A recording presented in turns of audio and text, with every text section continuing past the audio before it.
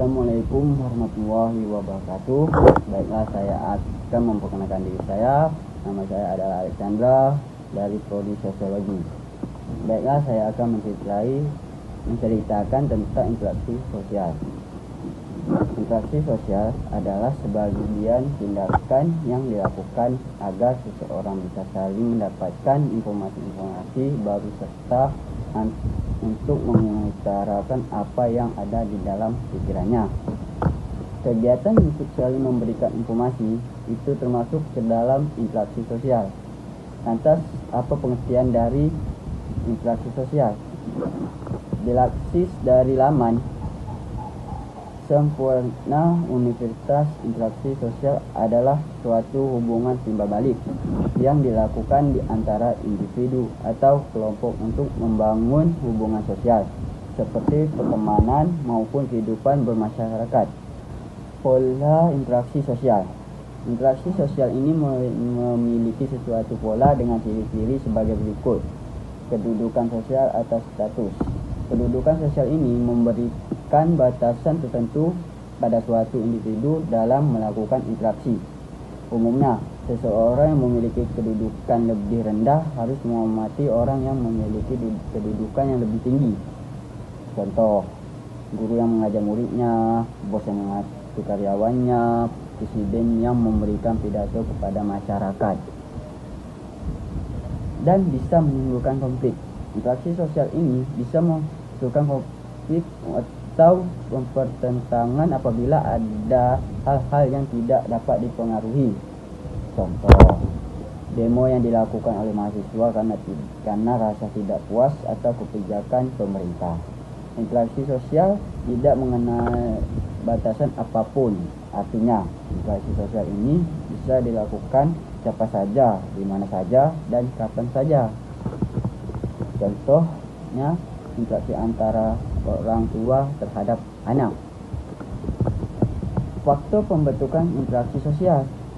Interaksi sosial ini bisa terjadinya karena adanya beberapa faktor, yaitu imitasi, sugesti, simpati, empati, dan identifikasi.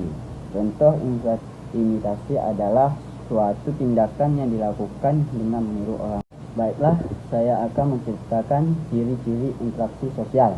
Interaksi sosial dapat diidentifikasi dengan melihat ciri-ciri khas berikut ini. Interaksi harus dilakukan oleh dua orang atau lebih. 2. Adanya sesuatu komunikasi yang terjalin di antara orang dengan menggunakan simbol tertentu. Walaupun tidak pemikiran, tetapi interaksi sosial pasti memiliki tujuan tertentu. Dan cara interaksi sosial. Interaksi sosial bisa terjadi karena adanya dua syarat utama, yaitu kontrak sosial. Kontrak sosial merupakan hubungan yang terjadi antara dua belah pihak yang menjadi awal dari sebuah interaksi sosial. Kontrak sosial ini terjadi tidak harus saling bertemu secara langsung. Kontrak sosial ini terbagi menjadi dua lagi, yaitu kontak fisik, berarti kontak terjadi secara langsung dan bertatap muka secara langsung, dan kontak non fisik. Kontak non fisik adalah kontak yang tidak bertemu secara langsung tetapi menggunakan media tertentu seperti telepon. Komunikasi merupakan hal yang wajib ada di dalam interaksi sosial, baik itu secara lisan maupun isyarat. 3. Pesan adalah informasi yang disampaikan oleh komunikator kepada komunikan. 4. Media merupakan perantara yang digunakan untuk menyampaikan sebuah pesan. 5. Efek atau dampak. Efek dan dampak merupakan hasil yang diharapkan oleh komunikator mempengaruhi komunikan dari suatu kegiatan komunikasi. Interaksi individu dengan kelompok. Interaksi antara individu dengan kelompok ini berarti seseorang menyampaikan suatu informasi kepada beberapa orang. Dan saya akan menjelaskan jenis interaksi sosial beserta dengan contohnya. Interaksi sosial memiliki beberapa jenis, yaitu interaksi antar individu. Interaksi antar individu ini bisa dibilang interaksi sosial yang dilakukan dari satu individu ke individu lainnya yang dilakukan dalam rangka mencapai kesepakatan yang sama. Tetapi jika kesepakatan tidak sesuai umumnya akan menimbulkan suatu konflik. Contoh, bermain bersama teman, ngobrol hanya 2 orang saja.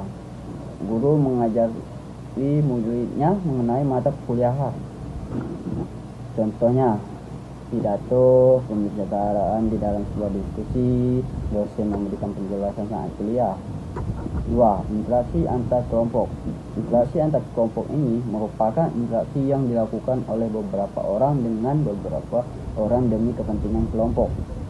Komunikasi antar kelompok ini harus berhati-hati karena bisa menimbulkan konflik jika tidak berkesepakatan.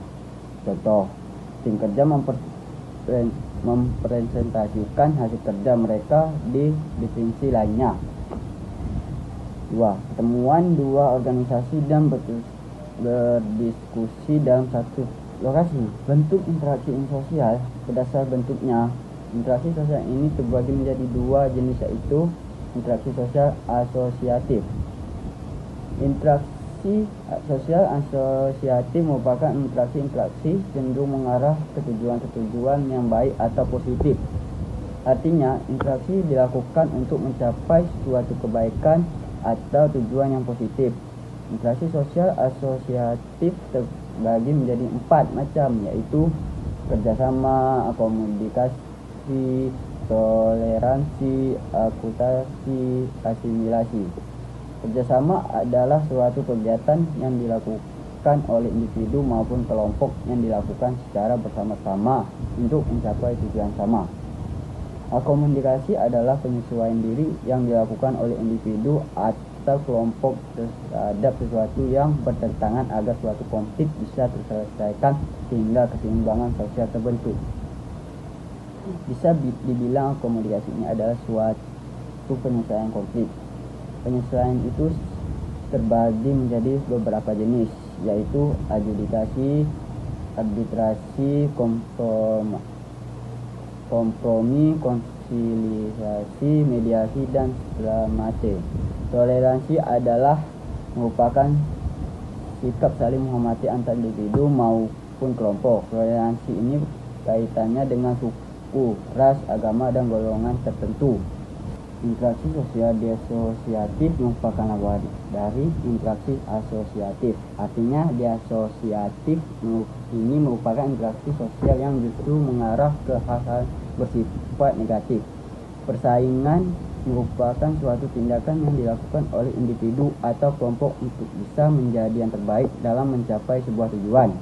Persaingan ini bisa menjadi positif, tetapi bisa menjadi hal yang negatif jika salah satu kelompok merasa tidak sesuai dengan keinginannya.